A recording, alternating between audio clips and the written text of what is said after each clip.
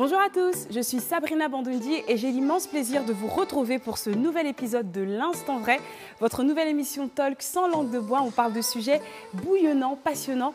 Bref, aujourd'hui, c'est Cynthia qui nous partage son témoignage. On va parler de Black Support Business. Est-ce que ça existe pour de vrai, mythe ou réalité? On va répondre à cette question dans quelques instants, juste après le générique.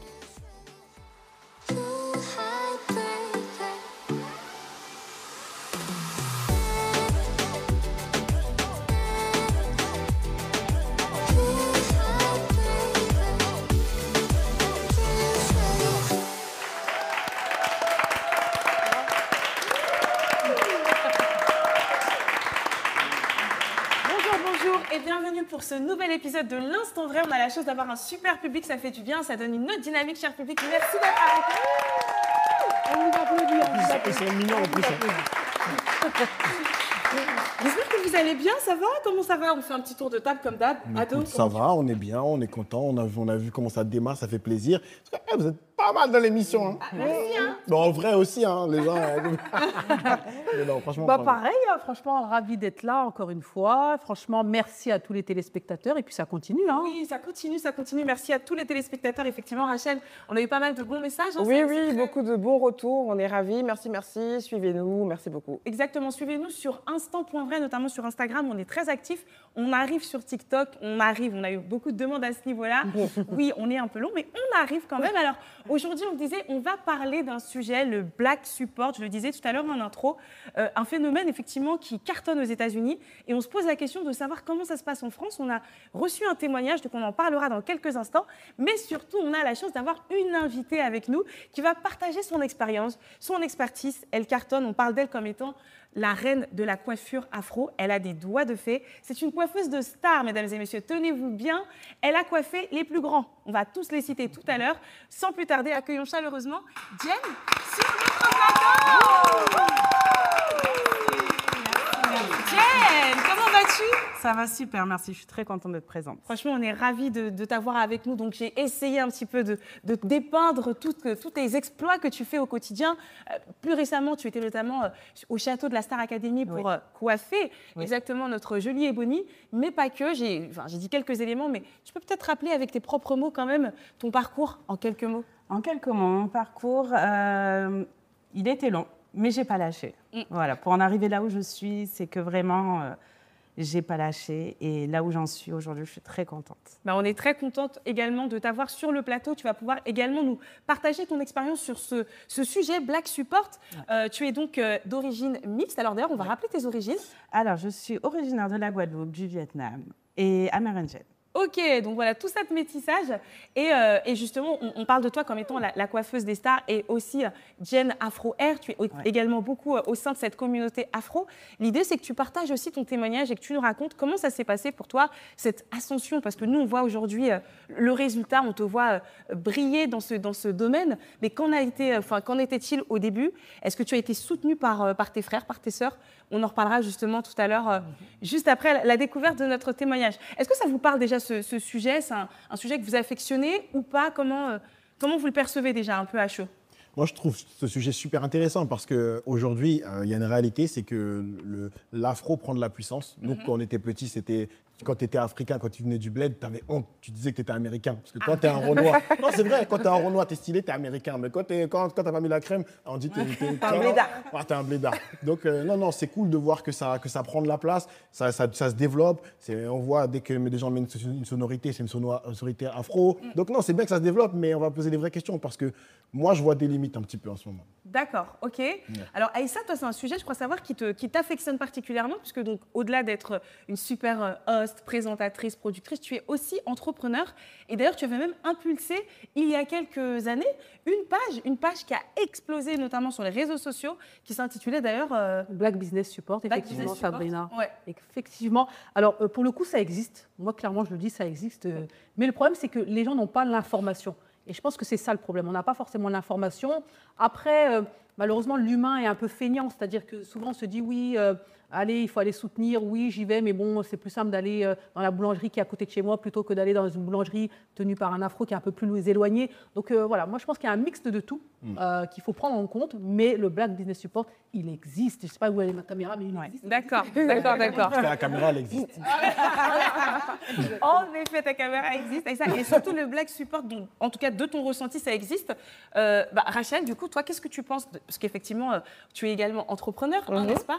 Voilà, ça existe aussi, je pense que ça existe. Après, maintenant, il y a des limites. On peut aussi faire mieux, je pense, mais ça existe. Ok, bon voilà, c'est plutôt positif, j'ai envie de dire, les avis sur le plateau. Tout à l'heure, d'ailleurs, on vous posera la question, comme à chaque émission, on aime bien savoir aussi, vous, vos avis. Alors, vous aurez la possibilité de nous dire finalement ce que vous en pensez. Et entrons tout de suite dans le vif de notre sujet avec le témoignage du jour. Donc cette fois, c'est Cynthia qui nous écrit. Cynthia, merci infiniment d'avoir partagé avec nous ton histoire. Cynthia, elle vit en Martinique. Elle a ouvert un magasin de cosmétiques il y a quelques mois. Elle nous écrit car elle est choquée de voir que la plupart de ses amis ne consomment pas chez elle. Il y a quelques jours, elle a même surpris ses connaissances qui achetaient des produits chez un concurrent. Très déçue, elle leur a demandé des explications, elle les a confrontés pour leur manque de soutien. Et la seule réponse qu'elle ait obtenue, a priori, c'était que le concurrent était moins cher. 3 petits points, donc ce serait donc une question de prix. Tina pense que cela n'a rien à voir avec le prix, mais que le problème est plus profond. Selon elle, il s'agirait de ne pas participer à la réussite des autres. C'est très fort comme mot. Une sorte de boycott déguisé. Et de la pure jalousie. Manque d'amour, dit-elle. Tina souhaite donc lancer un podcast pour dénoncer ce manque de solidarité et elle nous demande notre avis. Est-ce que cette initiative pourrait permettre de conscientiser notre communauté? Qu'est-ce que vous en pensez du coup? Franchement, moi, le témoignage, déjà, je le trouve bouleversant parce que, voilà, avec cette casquette d'entrepreneur, on sait que c'est pas facile de se lancer. C'est un challenge. Finalement, c'est une prise de risque incroyable parce que quand on se lance, on peut échouer. Et donc, souvent, voilà, on a des amis, on a de la famille, on a de l'argent qu'on investit. Donc, la prise de risque, elle est vraiment globale. Et de voir que les gens qui nous entourent le plus près ne participent pas à cette prise de risque, ça peut être effectivement un choc. Donc, je peux comprendre que ce soit compliqué pour elle. Qu'est-ce que tu as envie de lui dire comme ça à chaud à Cynthia, pardon. À chaud à Cynthia, je vais lui dire quelque chose peut-être qui ne va pas dans le sens de ce que vous dites, mais peut-être que dans son développement, elle a oublié quelque chose dans son marketing. C'était d'étudier son marché pour de vrai. Parce que s'il y a des gens qui lui disent que le prix, il est trop cher, peut-être qu'avant de commencer, elle aurait dû prendre dans l'idée des gens qu'est-ce que c'est le prix juste et y être. Et ensuite, elle aurait pu dire, ils ne viennent pas chez moi parce que peut-être que... Qui dit qu'elle l'a Et pas on sait fait qu'en Martinique, la vie coûte cher. On est en plein dans ce On sujet. est dans la vie chère. On est dans la vie chère. Ouais. Mais la réalité, c'est que pour enlever cette idée de oui, les gens ne me suivent pas parce que c'est des amis, il aurait fallu être au moins au même prix que les autres. Là, si elle est déjà plus chère, je suis désolé. Là, on peut pas. Là, dans son cas, je comprends ce qu'elle dit et je vais lui donner raison sur plein de points tout à l'heure. Mais dans la réponse qu'ils lui ont apportée, t'es plus cher. Mais je suis désolé pour un client, c'est une réponse valable. Bon, à chaud comme ça, d'accord. Si je peux me permettre, moi, je pense qu'il y a des gens qui comparent les prix, ils se disent c'est mieux d'acheter moins cher, mais tu as des clients qui cherchent la qualité aussi. Bien sûr. Donc, ce n'est pas forcément des clients prix. Voilà, il y a des clients prix, il y a des clients qualité. Mais les clients qualité, du fait que tu cherches des clients qualité, tu enlèves automatiquement le côté amical, familial. Parce que si c'est la qualité, on s'en fiche qu'on soit amis ou pas, on prend le meilleur. Si je peux me permettre, après on parle du Black Support.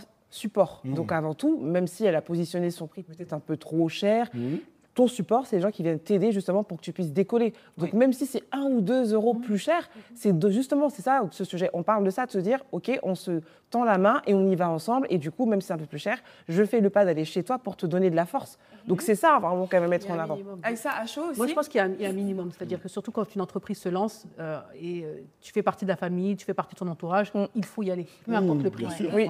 Par contre, concernant la jalousie, je suis d'accord. C'est-à-dire qu'il faut être réaliste. Et ça, c'est important de le dire. Le problème, c'est que quand on réussit, on éclabousse les plus proches. Oui.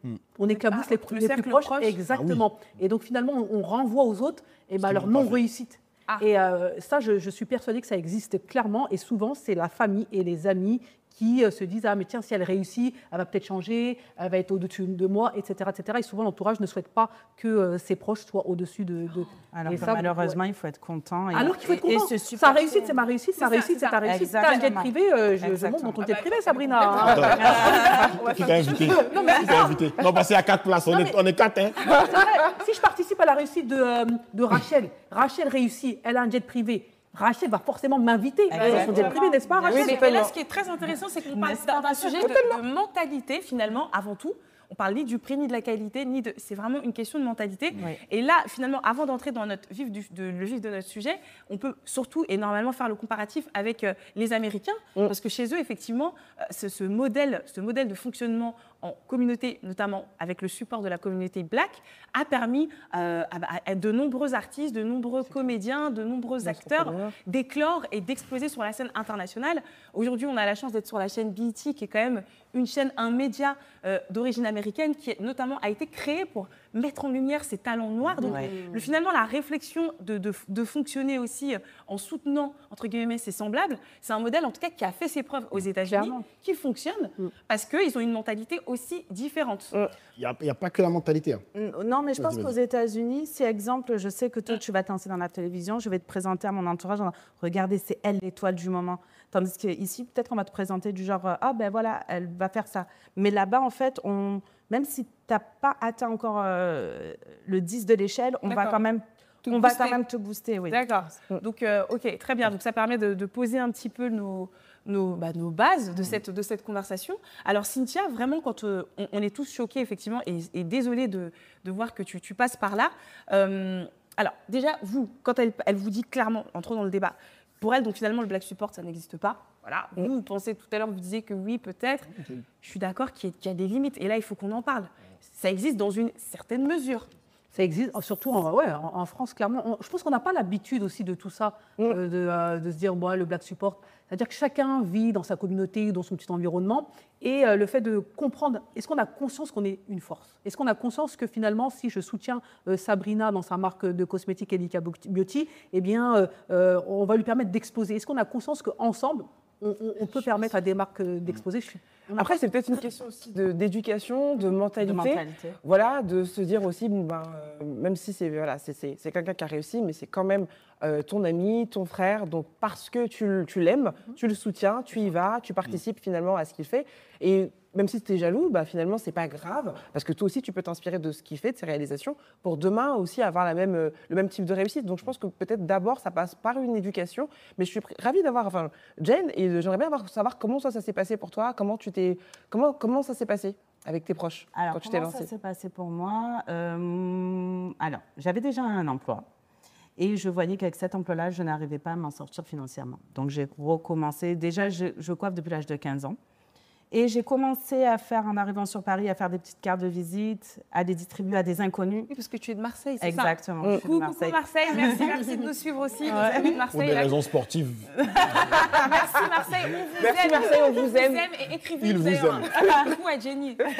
Et du coup, voilà, il a fallu que je puisse arrondir mes fins de mois. Et j'ai commencé par des petits tarifs. Okay. Et ensuite, mon répertoire a commencé à se remplir. Et j'ai commencé à changer ma planche tarifaire, à laisser mon emploi et évoluer que dans ça. Parce que je suis également maman, donc il fallait s'occuper des enfants. Et effectivement, c'est le bouche à oreille qui m'a beaucoup aidée, des inconnus. D'accord. C'est des inconnus. Des inconnus. C'est important de le préciser. Et la famille, l'environnement proche. La famille, l'environnement, ils venaient se coiffer parce que quand c'est la famille, c'est la famille. Alors, allez, on va se faire coiffer et tout. Mais maintenant, on va dire que je suis, entre guillemets, assez reconnue. Enlève les guillemets. T'es reconnue. Tu es la référence. Du coup, oui, maintenant, ma famille prend rendez-vous avec moi. Je leur dis de prendre rendez-vous. C'est pas ils débarquent comme ça, ils prennent rendez-vous. Pourquoi? Parce que je respecte la clientèle. Comme ils restent fidèles, alors j'impose ce respect. Et pareil, je fais passer personne, même les artistes. Si mon client a pris ce rendez-vous, je vais honorer son rendez-vous et l'artiste, ça sera la nocturne. Comme ça, moi, je fais passer personne avant les uns les autres. Maintenant, si j'ai un petit conseil à donner à Cynthia, c'est pas un échec, qu'elle continue avec ses propres tarifs parce qu'il va falloir qu'elle se fasse respecter si elle souhaite avoir son business. Et après, c'est de remise en question. Si ta propre famille ne te soutient pas, ça fait mal. Mais oui. Mais quand tu vas te dire que c'est des inconnus qui reconnaissent ta valeur, ensuite, le bouche à oreille, c'est le bouche à oreille qui va très, très vite. La visibilité, on a la chance maintenant d'être à une ère des réseaux sociaux. La visibilité, ça va vite.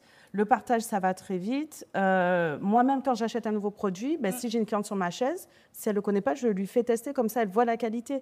Et là aussi, ce que je voulais dire par rapport à la mentalité, que ça soit famille et amis, payez cher, faites glow up vos amis. Comme ça, quand ils vont arriver à un certain chiffre d'affaires, ils pourront vous faire des gestes.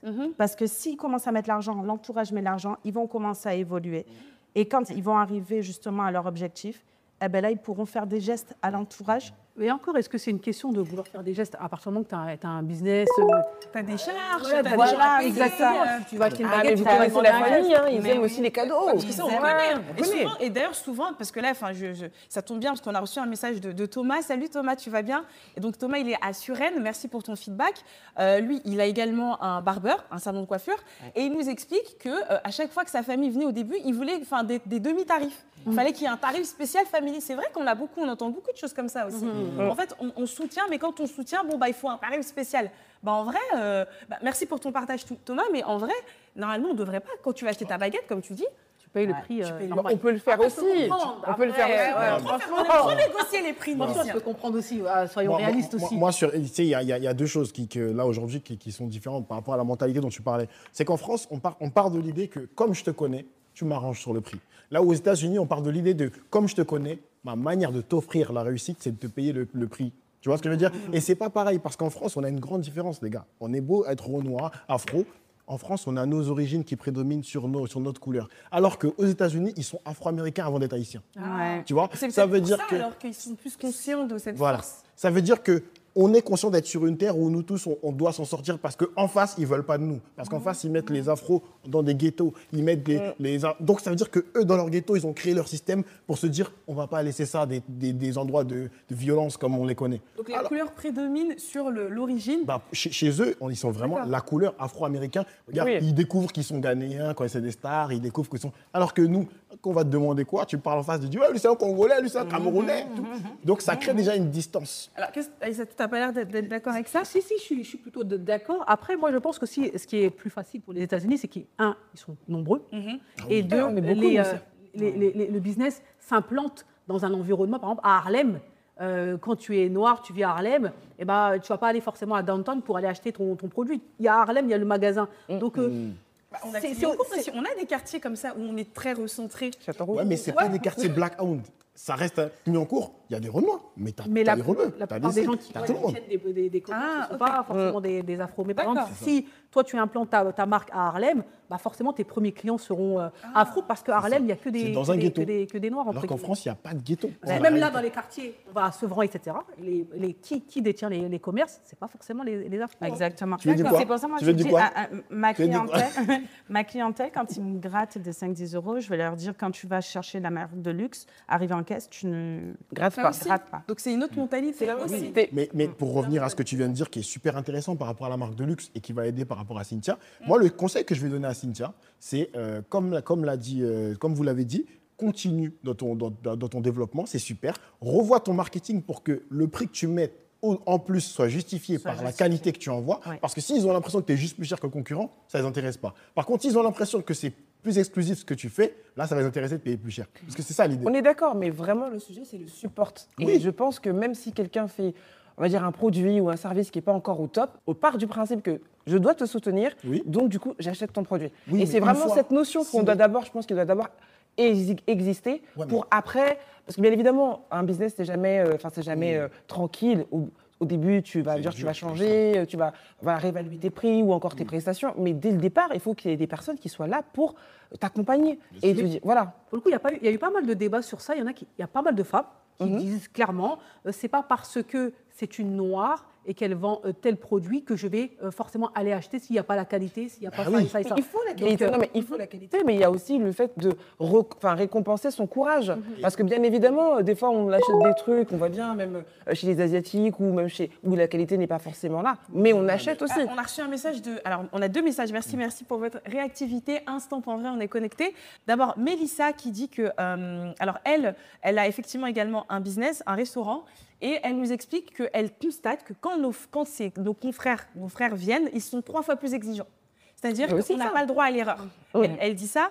Et on a reçu également un message de Ami qui, elle, dit qu'elle n'est pas d'accord dans le sens où parfois, elle consomme beaucoup écolo, c'est sa démarche de consommation, et que cet argument Black Support pourrait, au même titre que écolo ou Made in France, pourrait également être équivalent. Donc, merci pour vos retours. Je trouve que c'est vrai, ça amène aussi de la profondeur. On achète parfois juste parce que c'est français. Pour soutenir l'économie française. Mais attention, non, quand on achète parce que c'est français, c'est pas pour soutenir l'économie française, parce qu'on sait que le circuit est court et qu'on aura une certaine qualité, parce qu'en France, les normes sont beaucoup plus hautes que partout. Oui, mais c'est aussi pour soutenir l'économie. D'ailleurs, c'est marrant que le truc Made in France, fait en France, ça s'appelle Made in France. Tu vois, déjà, s'il y a un problème. Oui. Mais après, c'est aussi le côté patriote. Il y a quand même le côté patriote, c'est-à-dire qu'on a vraiment mis en avant, à savoir, on est français, on achète français. Mais parce que la France a cette image de luxe et de qualité, de finition. Maintenant, par rapport à notre sujet, il y a aussi le truc, moi, j'aimerais juste qu'on remette une chose en place. En face, on a quelqu'un qui a réussi dans son domaine de la coiffure.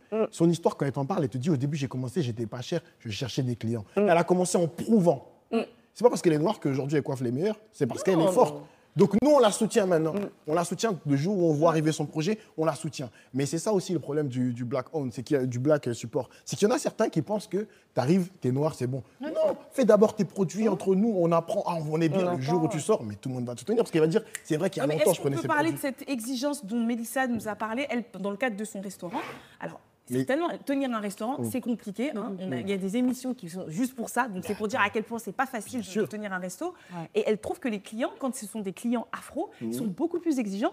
Elle s'imagine que quand ils vont dans d'autres restaurants, ils ne sont pas autant à cheval sur tout. Alors, oui, il faut être parfait. Oui, il faut être à la hauteur. Oui, il faut... Mais quelque part aussi, est-ce qu'on ne serait pas un peu... Elle parlait tout à l'heure, Cynthia, elle parlait peut-être même de jalousie. Et elle parlait de boycott déguisé. En mode, on y va, on va filmer tout ce qui ne va pas et elle se retrouve sur les réseaux sociaux. C'est pas bien. Non, mais moi, on m'a déjà dit un jour, dans mon aventure entrepreneuriale, que parce que mes produits étaient faits, parce que j'étais noire, des fois, ça peut susciter un manque de confiance. En général, comme on n'a pas l'habitude de voir des choses faites par des personnes de la communauté, on est un petit peu... Sache que la personne qui t'a dit ça, mais malheureusement, sache que la personne qui t'a dit ça, elle est extrêmement bienveillante. Non, mais oui, j'ai trouvé ça. Que ce qu'elle a dit, c'est réel. Non, mais c'est réel, mais c'est pas juste. Parce qu'on n'a pas l'habitude de ces modèles. Non, mais parce que les gars, confiance, moi, je trouve qu'on en revient encore à une fois. C'est une mentalité. Il faut qu'on prouve, il faut qu'on se batte. On est bon, on est bon. Et en fait, ce qui est difficile, c'est qu'on doit prouver aux autres, on doit aussi prouver à notre propre communauté. Voilà, c'est ça. Vous êtes la première génération de Noirs en France qui peuvent se permettre de sortir des business que vous détenez sans aucun associé blanc. C'est normal que les gens ils se disent oh, qu'est-ce qui se passe, on ne connaissait pas avant. Oui, mais là, c'est normal. Il y a un vrai questionnement de la personne même, à savoir est-ce qu'on a confiance en nous. C'est ça, on n'a pas confiance en nous en fait. Mais bon, regarde, je vais te poser une question. Tu dois poser ton argent dans une banque pour tes enfants, pour plus tard. Tu vas poser dans une banque qui est là depuis 50 ans ou dans une banque qui ouvre maintenant, pour tes enfants. Plus tard, tu vas poser où ? C'est différent. Pour moi, c'est différent. OK, mais tu comprends ma question ? Oui, dans le sens où je comprends. ce que tu es en train de poser, c'est nouveau. Donc, accepte que le jeu... sécurité. Voilà, c'est nouveau. Accepte ce jeu-là. Maintenant, derrière, plus on est... Et c'est pour ça que, là, par exemple, ce genre d'émission, ce genre d'échange vont faire qu'on réussit à créer un réseau. Et ce réseau-là va créer un label. Et au fur et à mesure, ce label-là... Je sais ce que tu veux dire, Adam, mais le problème, c'est aussi que si on met d'office... Dans nos mentalités, dans notre façon de fonctionner, on doit se faire confiance, on doit se supporter. On va déjà aller un peu plus loin. Que tout de suite arriver en disant ah ben non, déjà c'est des afros, bon on va faire attention, c'est peut-être pas sécure. Non mais c'est vrai. Et le Black Support Business, c'est ça en fait. C'est d'abord on se supporte, d'abord on a confiance en nous et on n'a pas de frein. Et aujourd'hui c'est ça le vrai problème, c'est que je pense que Cynthia, elle dit les gens viennent même pas vers moi parce que voilà, je suis plus chère, mais en fait, ils devraient normalement, de facto, venir me soutenir, parce que ça me permet d'avancer. C'est un peu ça. Après, le soutien... C'est d'abord ce travail-là qu'on doit faire, en tout cas, je pense. Non, mais tu as tout à fait raison. Après, le soutien, c'est aussi, surtout quand tu démarres, le soutien, c'est aussi les conseils. Hein. Parce que quand les gens, des afros qui viennent déjà à ton restaurant africain, qui donnent des conseils ou pas, ils sont venus, ils sont là. Oui. Tu vois ce que je veux dire ? Quand tu regardes les restaurants asiatiques, regarde dans le 13e, là, tu regardes toute une rue. Il y en a, ils sont vides, il y en a, ils sont tous dedans. Quand tu vois qu'ils sont tous assis là, tu vas aller manger là. Alors, le fait d'être d'origine asiatique aussi, la réputation que quand tu vois des Asiates dans des restaurants asiatiques, ça veut dire que c'est très bien réputé, ça veut dire que c'est très bon, et ça veut dire qu'ils se donnent la force, ils se soutiennent justement, ils ne vont pas aller à côté. Et si tu vois un restaurant asiatique vide, fuis. Voilà, merci. Donc c'est ça qu'on dit. Mais des fois, ils sont là, un indicateur en fait. C'est un indicateur.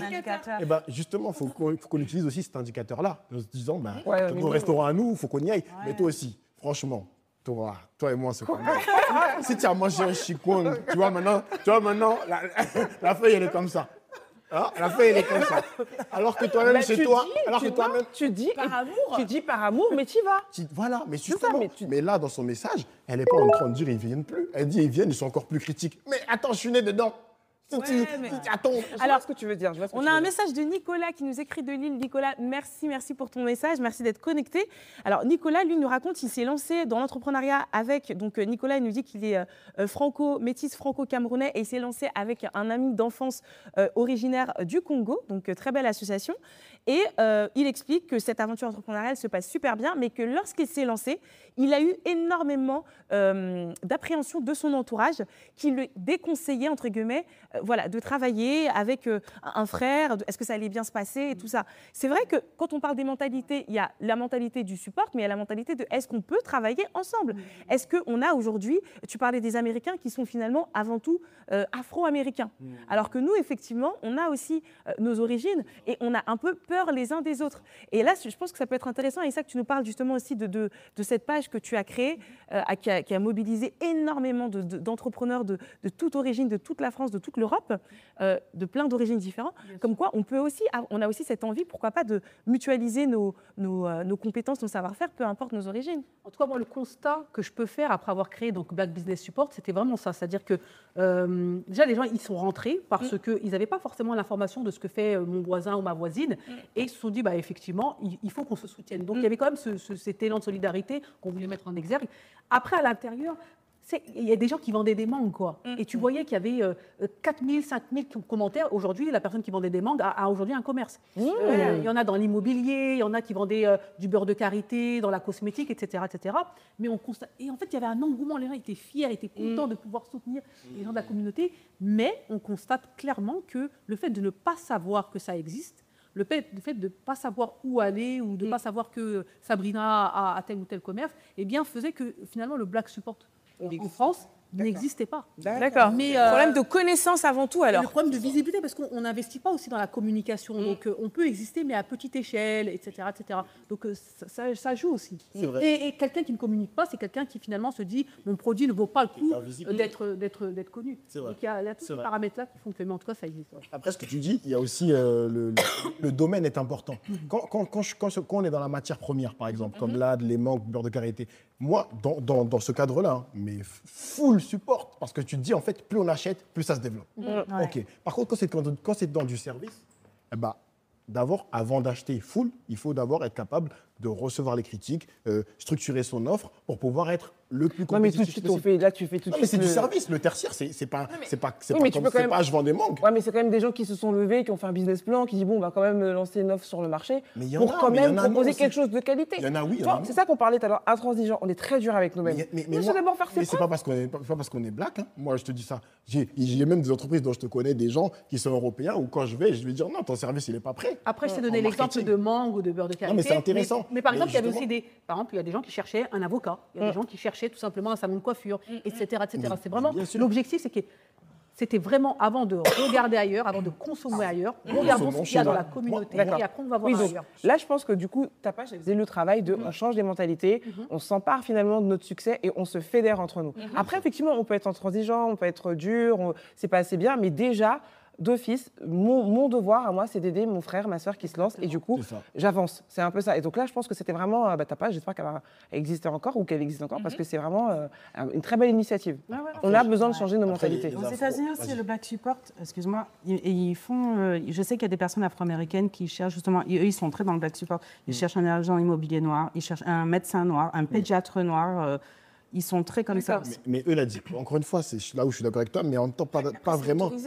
Enfin, en tout cas, cette notion de vivre comme ça en communauté de manière très marquée dans tout. Mais eux, ils ont connu l'apartheid. Ils ont vécu dans un pays qui englobe 50 autres pays où eux, il y avait leur bus. On les a obligés de prendre leur bus à eux. Donc on les a forcés à faire cette mentalité-là. Et eux, ils sont battus pour avoir le droit d'aller chez le truc des autres. Rosa Parks, quand elle ne s'est pas levée dans le bus, c'était pour avoir de rester dans le bus des Blancs. Tu vois ce que je veux dire? Donc c'est pour dire que c'est un travail inverse. Nous, carrément, on ne nous a même pas fait nos bus à nous. On a dit, vous allez venir, vous allez les nettoyer, c'est tout. Ouais. Tu vois ce que je veux dire? Donc aujourd'hui, le travail aux États-Unis qu'ils ont réussi à faire avec ces puissances financières que Jay-Z a créé avec le Black Excellence, avec plein de choses. Et attention, aux États-Unis, il y a aussi le réseau des églises. Des églises qui génèrent des fonds et qui... non mais qui génèrent des fonds et qui créent un vrai réseau. En France aussi, de plus en plus, les églises génèrent des fonds, créent un vrai réseau. Maintenant, le problème dans tout ça, c'est que tu as les belles histoires du Black Support, tu as aussi plein d'histoires un peu plus compliquées. Oui, mais au moins ça existe. Mais ça existe. Au moins tu peux dire, voilà, je vais me lancer. Moi, c'est tout nouveau en France. Et demain, mon activité, grâce à mes voisins, ma famille, mes copains, pourra durer 2 ans, 3 ans, 5 ans, parce que c'est dur de monter son business. Donc là, au moins, mon risque, il va valoir le coup et je vais pouvoir vivre de ma passion. Un peu comme Jane, heureusement, du coup, qu'elle ne s'est pas laissée décourager. Bah oui. Voilà. Et moi, j'aimerais féliciter les Antillais, pour le coup, parce qu'ils ont... On peut les féliciter. On peut les féliciter. Pourquoi? Attendez, j'ai dit pourquoi là-bas. On l'a félicité quand même. Pour le twerk, non, j'aimerais féliciter les Antillais parce qu'ils ont un restaurateur qui est sur les champs. Et la communication qu'ils ont faite lorsque son restaurant a ouvert, des artistes comme Kalash qui ont repartagé de partout, on ne connaissait pas. Et comment il s'appelle? Moi, je n'ai pas le nom là en tête. Tu ne connais pas donc. Mais j'y suis allé. Je n'ai pas le nom juste en tête, mais j'y suis allé. Et en fait, la communication qu'ils ont faite, même là, avec Ebony, la communication qu'ils font, avec Miss France, la communication qu'ils font, en fait, là, on est dans le truc où, avant, les Antillais, ils n'étaient pas forcément, on n'est pas Renois, et de plus en plus, tu sens qu'ils sont en train de se mettre en mode... Ouais, ils sont faits, on est dedans. On est dedans, et ça fait plaisir. Et ça fait plaisir que ça se réveille. Ça se réveille, mais à l'inverse... Bon, en Afrique aussi, quand même. Non, mais attends, à l'inverse, les Africains de France, nous, on est en réaction. Ça veut dire que quand quelqu'un va chez quelque chose dans un restaurant afro et qui dit il les insulte, là, nous tous sur les réseaux, on se réveille, on dit il faut aller manger là-bas. Oui, c'est vrai. Là, on le fait. Oui, c'est vrai, parce qu'il y avait d'ailleurs, il y a quelques années, des mouvements comme ça qui intervenaient. Qui intervenaient chez les boulangères ou chez d'autres formes d'artisans ou de commerçants pour soutenir un peu, effectivement, en réaction. Quand il y avait agression, souvent. Voilà. On a même vu des artistes, Donald Jackson, par exemple, qui s'était fait insulter par du Front National. Et là, tu as beaucoup de gens qui, en réaction, sont venus à son spectacle. Mais pas dans l'initiative de départ. Dans le marketing, on n'utilise pas cette puissance-là. On l'utilise en réaction. Par contre, ce qui est dommage, c'est que les marques qui parfois savent utiliser l'image des Noirs, eux l'utilisent. Parce que ça, à fond. Ils vont utiliser le racisme. Nous, on va parler, ils ont dit ça, mais ils vendent des slips français. Tu vois, un petit point. Sans aucune marque, je dis juste. Mais tu vois, c'est des exemples. D'accord, on n'utilise pas cette puissance-là. C'est pour ça que je disais, son marketing aussi. Dès le début, elle aurait dû peut-être intégrer cette puissance-là au tout le début, en faisant du démarchage et tout. D'où j'ai dit que c'est pas un échec, elle en tirera une leçon et elle va réfléchir autrement. Mais du coup, oui, effectivement, on peut rester sur ça. Mais pour le commentaire de Nicolas sur le fait aussi de pouvoir travailler ensemble, parce que c'est ça aussi qui fait la force, c'est-à-dire que parfois, on fait des petites choses chacun de notre côté, comme tu disais, à toute petite échelle, mais si on s'associait, on pourrait aller beaucoup plus loin. Est-ce que ça, ce sont des choses auxquelles, qui vous parlent aussi, le fait de se dire, est-ce qu'on peut travailler, se fédérer ensemble? Bon, après, il faut aussi qu'on ait aussi, j'ai envie de dire, le même état d'esprit et la même mentalité. Bien sûr. Après, on choisit, quoi qu'il en soit, son associé. On choisit les gens avec qui on va travailler. C'est pour ça que l'état d'esprit est hyper important et c'est pour ça que même ce genre de groupe, ce genre d'événements où tu ramènes, où tu réunis des gens qui ont le même état d'esprit, le même mindset. C'est ça la série. C'est important. C'est-à-dire qu'à l'intérieur, c'est très important. Et ben, finalement, tu vas rencontrer des gens qui sont comme toi, entre guillemets. Et après, en fonction, tu choisis la bonne personne. Mais ça existe. Oui, mais c'est quand même dur parce que comme on est très loin de ce genre de mentalité, encore aujourd'hui, on a peur de se faire du mal, on a peur, on n'a pas confiance en nous, il va peut-être m'arnaquer, et du coup, malheureusement, on n'arrive pas à fédérer, à travailler ensemble, et c'est dommage parce que ça serait vraiment une vraie force. Mais franchement, je suis d'accord avec ce que tu dis. Il faut qu'on mette en place des stratégies là, comme voilà, et comme ça, on sait comment. Regarde la canne. Ah, toi, la canne là. Non, mais la canne. On va pas dormir. En position chez vous. Non. Il en parle à toutes les émissions de la canne. La canne. Fâchez-vous comme vous voulez. Non, mais blague à part. La canne, là. La canne, regarde bien. La canne, ça se passe en Côte d'Ivoire. C'est une réussite africaine. On a vu les Cap-Verdiens arriver, on a vu tous les pays arriver, on a vu tout le monde, on a vu cette émulsion. Et derrière, il y a un événement qui a fait plus de bruit que la Copa América qui était en même temps et qui a fait plus de bruit que la dernière Coupe du Monde. Même l'euro, qui a vu quelque chose dedans? Non. Et là, c'est la CAN. Et derrière, la prochaine CAN, elle va se passer au Maroc. Et qu'est-ce qui va se passer? C'est que tu as tout le monde qui se dit que c'est devenu un événement qui compte. Tu vois? Et ça fait plaisir parce que tu vois que les joueurs africains, que ce soit congolais, sénégalais, ils prennent en valeur. Parce que derrière, il y a un événement qui se passe chez nous. On ramène des influenceurs qui tiennent le coup. On ramène des marques qui tiennent le coup. On ramène et de partout. D'accord? Donc, en résumé, c'est une stratégie. Stratégie de communication qui manque. Ou même peut-être stratégie de plan d'action. Ça veut dire qu'au départ, avant de te lancer, tu fais d'abord ton marketing, tu fédères et tu impulses.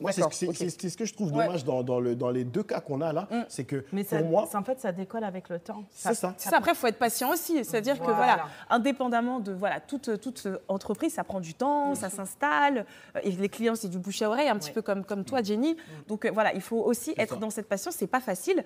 Par contre, je peux comprendre qu'elle soit blessée de se dire que ses proches ne viennent pas. Personnellement, ça, par contre, et ça, il n'y a pas d'excuse. Ça, pour moi, il n'y a pas d'excuse. Moi, je ne comprends pas parce que c'est du business. Ça veut dire que si... mais même dans le business, il y a de l'affection quand même. Attends, si tu démarres une entreprise aujourd'hui, tu es débutant, commence doucement. Maintenant, si tu as l'expérience, par exemple, de toi dans l'entreprise et que tu lances une marque, tu vas arriver fort. Donc là, tu peux mettre tes prix. Tes premiers clients, par exemple, tes premiers clients, normalement, parce qu'au début, on ne sait jamais si ça va marcher. Tu peux ouvrir un resto, le premier jour, il n'y a personne, tu t'imagines.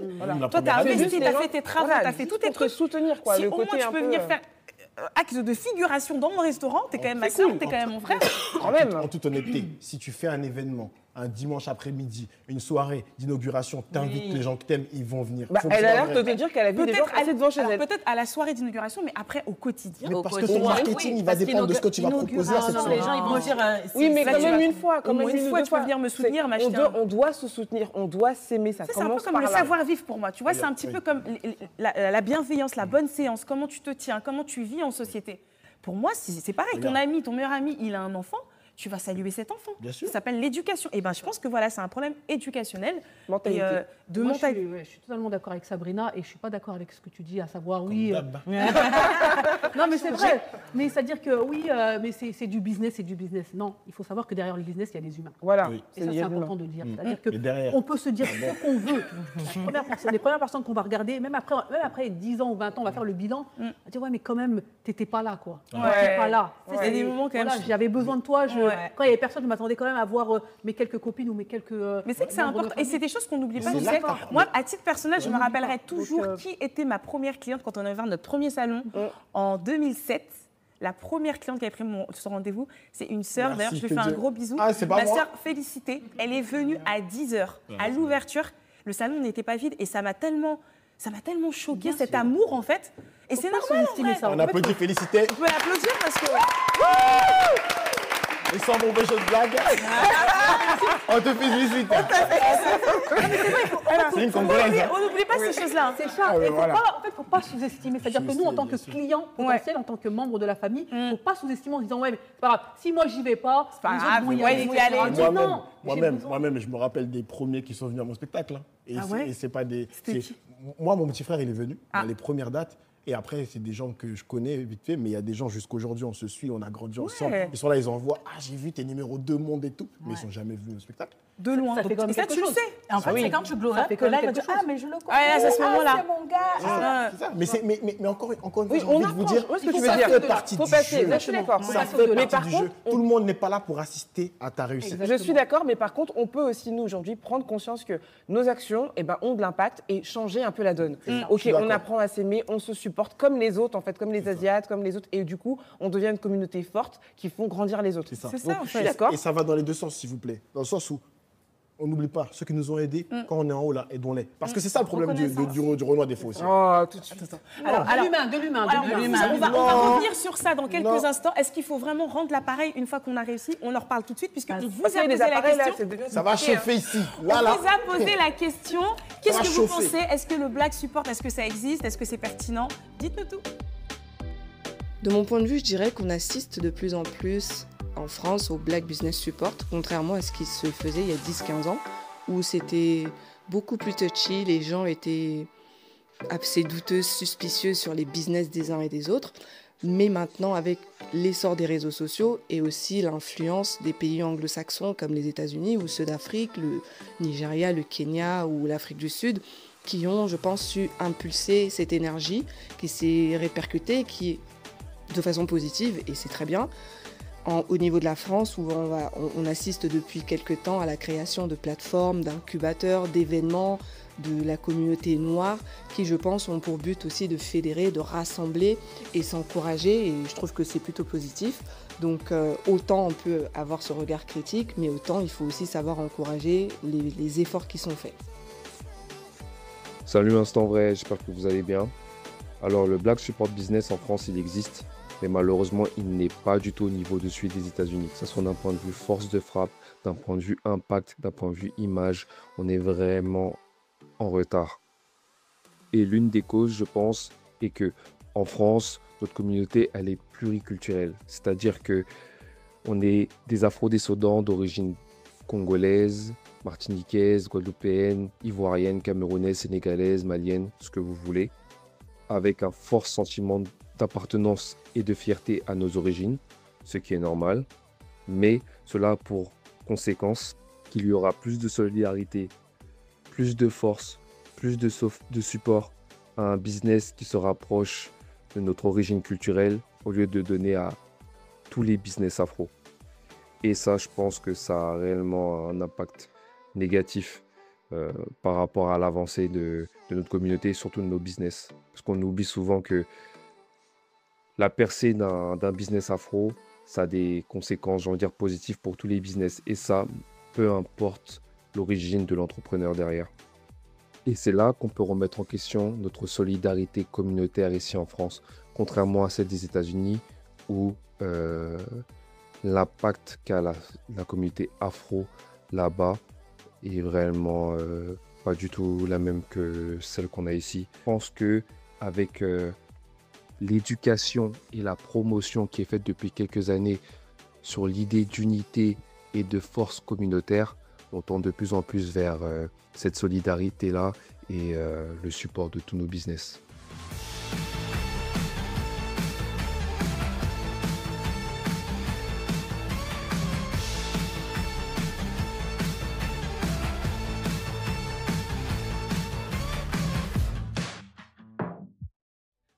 Merci d'avoir partagé vos avis. C'est toujours très intéressant de savoir un petit peu aussi ce que vous en pensez. Et ça reste aussi un peu mitigé, un peu comme ce qu'on dit. Mais revenons sur cette histoire de rendre l'appareil. Est-ce que quand on réussit, parce que c'est vrai que souvent, on a des footballeurs, on a des artistes à qui l'on reproche de ne pas assez s'impliquer au sein de la communauté, de ne pas assez redistribuer leur richesse, si je puis dire, à travers des associations, à travers des actions caritatives, humanitaires, ou tout simplement en soutenant les autres. Est-ce qu'ils sont obligés de le faire? Est-ce qu'on est obligé? On a travaillé difficilement pour monter. Ouais. Maintenant, on est arrivé, est-ce qu'on est obligé de donner? Alors déjà, moi, je t'ai jamais vu jongler. Déjà, donc là où je suis pas d'accord avec tous ceux qui disent ça, c'est la plupart de nos cultures, les gens qui donnent, ils ne le montrent pas. Donc, tu as des gens sur les réseaux là qui disent « Mais lui, il a gagné 1 million, pourquoi il ne fait pas ça ?» Tu ne sais même pas ce qu'il fait. Ouais. Tu sais pas, tu n'as pas ses comptes, tu n'as pas ça, tu ne sais pas. Mais on est là toujours en disant qu'on ne fait pas parce que s'il gagne 1 million, il doit donner combien? 800 000? Pourquoi? Non, mais en soi, je pense que c'est une bonne chose de donner. Maintenant, après le côté, comme tu as réussi et qu'on te connaît, tu dois nous donner à vitam aeternam. Là, non. Parce que du coup, après, ça devient problématique. On a eu des affaires dramatiques familiales, on a vu des familles s'éclater, pour ne pas les citer, hein, voilà, d'accord, notamment dans le football, 3 petits points, où effectivement, on se rend compte qu'à un moment donné, ça peut aussi être destructeur. Bien sûr. Et qui, finalement, est-ce que c'est un dû? Mais pour le coup, c'est intéressant. Moi, je ne sais pas si vous vous souvenez du film Tout simplement noir. À un moment, Zadji, il est avec Omar Sy. Et il disait, ouais, mais Omar Sy, moi, je ne peux pas le voir, ce gars-là, il ne fait rien pour la communauté, etc. Et finalement, il monte dans la voiture d'Omar Sy. Et finalement, Omar Sy lui dit, ouais, mais si, mais moi, je fais ça, je fais ça. Et il était choqué. Parce qu'il ne savait pas. Ça rejoint, c'est-à-dire qu'on n'a pas forcément conscience ou connaissance de ce que les autres font pour les communautés. Le problème, c'est ceux qui montrent tout ce qu'ils font. C'est pas franchement, le problème, c'est ceux qui... Le gars, il va voir, j'ai ouvert une fondation là, j'ai ouvert... Mais quand tu vas, par exemple, un joueur dont on ne parle pas trop, Adebayor, mais quand tu vois dans son pays ce qu'il a fait, tu pètes un plomb. Pourtant, il y a des gens qui continuent à lui prendre la tête parce qu'il ne fait pas. Drogba, les gens ils vont dire, oh, des fois, c'est une pince. Mais l'Institut Drogba en Côte d'Ivoire, comment ça bouge? En fait, les gens ne le voient pas. Quoi. Dans la culture africaine, il y a ce respect de l'humilité. Mais ceux qui ont pourquoi tu veux qu'ils essaient encore de te prouver? Ils sont occupés à faire. Oui, mais est-ce qu'ils doivent faire? C'est-à-dire que quelque part... Oui, ils doivent faire. D'accord. Mais franchement, on va pas se mentir. Parce qu'il y a des personnes qui disent aussi, on a déjà entendu des discours disant, attendez, vous êtes sympas les gars, moi quand j'étais en bas, vous me souteniez pas, vous passiez pas chez moi, vous consommiez pas chez moi. Maintenant que j'ai réussi un petit peu à monter et que finalement, tu parlais tout à l'heure que ce soit l'extérieur, les autres qui reconnaissent ta valeur, que je cartonne, tout le monde, je suis le cousin, je suis le fils à tout le monde, et maintenant je dois redistribuer alors que vous n'étiez pas là au début. Moi je pense qu'en tant qu'afro-descendant, en tant qu'Africain, on n'a pas le choix. C'est-à-dire d'une manière ou d'une autre, quand on réussit, soit on va ouvrir un orphelinat, soit on va aider des villages. On n'a pas le choix en fait. Le give back, il est presque naturel. Donc d'accord. Pour toi, cette question. Quand tu connais la fiscalité, tu sais aussi. Quand tu connais la fiscalité, tu sais aussi que si tu ouvres, par exemple, une fondation et que tu es défiscalisé à 66% de ce que tu vas mettre, ben, la plupart des joueurs et tout, ils ont leur fondation sur les thèmes qui les intéressent, sur l'Afrique, les hôpitaux, etc. Mais ils le font. Parce que même dans leur intérêt financier, c'est intéressant. Mais croyez pas, hein, leurs parents à eux, ils sont taxés aussi au bled. Leurs femmes, quand ils ont... Bon, ça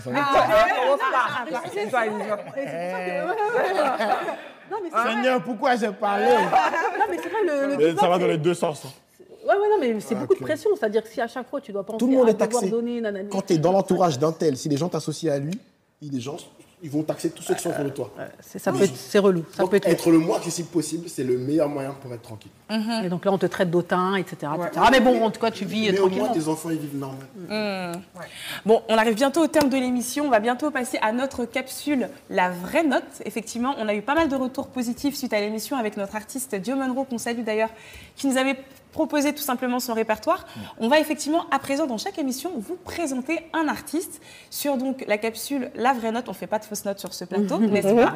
Ce sera dans quelques instants. Mais voilà, avant de se quitter, est-ce qu'on peut faire un tour de table pour dire à Cynthia, finalement, notre conseil, qu'est-ce qu'elle doit faire et comment est-ce qu'elle peut, finalement, à son niveau, à son échelle, développer le Black Support? Elle parlait peut-être d'un podcast. Ça peut être une première étape pour peut-être sensibiliser son entourage.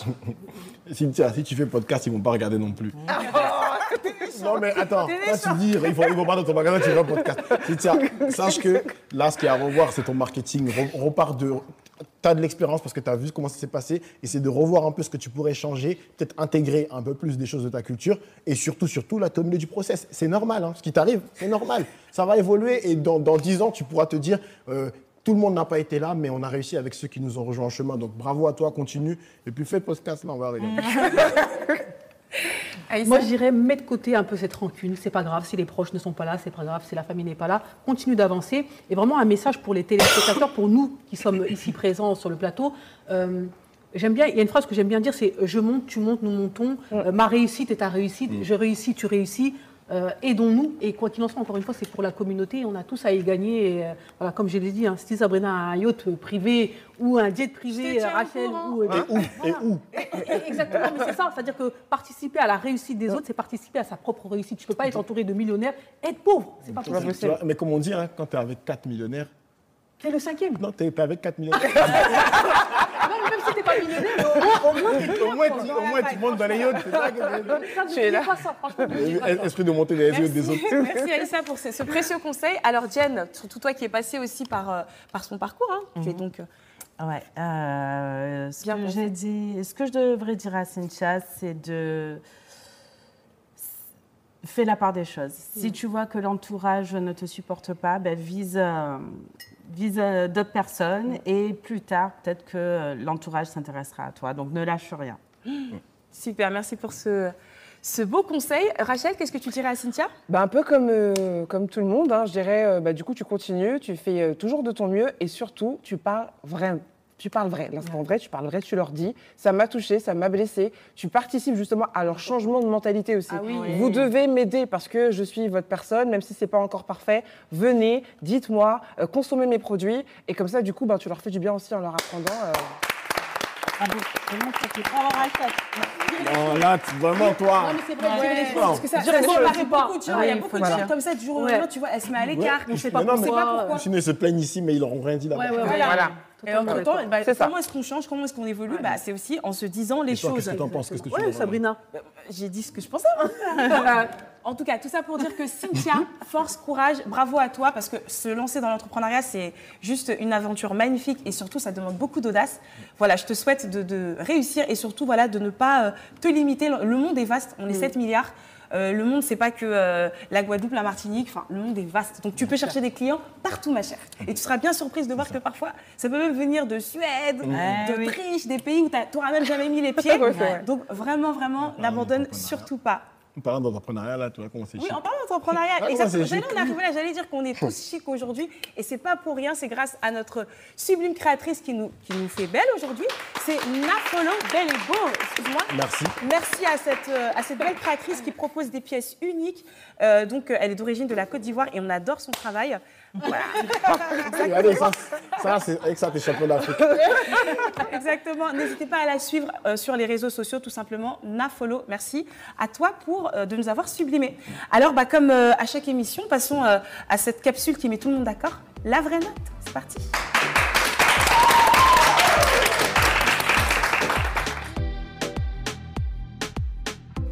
Alors aujourd'hui, dans La Vraie Note, on reçoit une artiste violoniste. Effectivement, c'est très original. Elle s'appelle Afroline, d'origine franco-caribéenne, de la Martinique et de la Guadeloupe. Elle s'est d'abord faite connaître sur les réseaux sociaux avec des reprises de hits caribéens et hip-hop. Et elle a décidé, donc déterminée à se lancer en tant qu'artiste à proprement dit, à tout simplement produire ses propres musiques. Elle a sorti récemment un titre Période qui s'inscrit vraiment dans la continuité de sa vision artistique en explorant des genres et des styles différents éclectique. Et aujourd'hui, elle nous fait l'honneur de nous proposer son répertoire sur le plateau de l'Instant Vrai. C'est parti donc pour l'artiste Afroline dans La Vraie Note. Nous, on reste connectés sur les réseaux sociaux, instant.vrai. On se retrouve très bientôt pour d'autres épisodes. Merci à toi, Diane, d'avoir été avec nous. On peut l'applaudir. Des stars. Bravo pour ton parcours. Suivez-la également sur les réseaux sociaux. Elle est juste incroyable. Merci. Et chers amis, nous on se retrouve très bientôt. On se quitte en musique avec Afroline. C'est parti, bye bye.